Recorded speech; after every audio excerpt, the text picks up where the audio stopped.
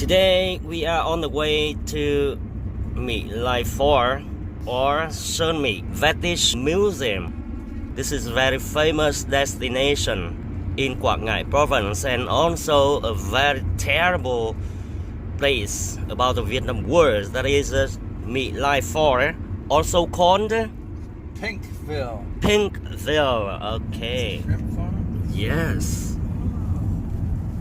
You can see. Nice.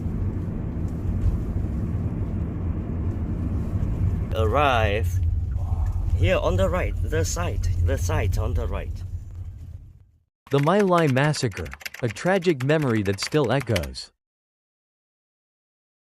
In the quiet heart of Quang Ngai province, where the rice fields swayed gently in the wind, lies a village with a name forever tied to sorrow.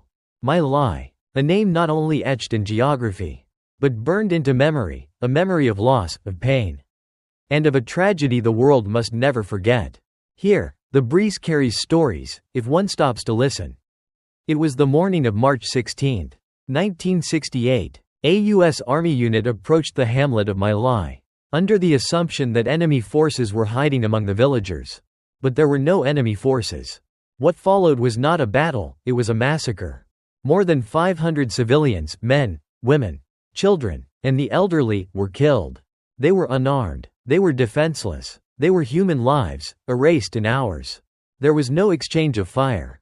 No threat. This was not the chaos of war, it was calculated, systematic killing. For over a year, the world knew nothing. The truth was buried, and the survivors were left with only silence and grief. But silence didn't last forever. It was broken by the courage of a few whistleblowers who refused to stay quiet, and journalists who refused to look away. The story broke the headlines. My Lai became more than a village. It became a mirror, showing what war can turn people into, and what must never be repeated. Today, My Lai is quiet again. The rice grows, the wind returns, the children laugh, but memory lingers, not to haunt, but to teach. Visiting My Lai is not about revisiting pain.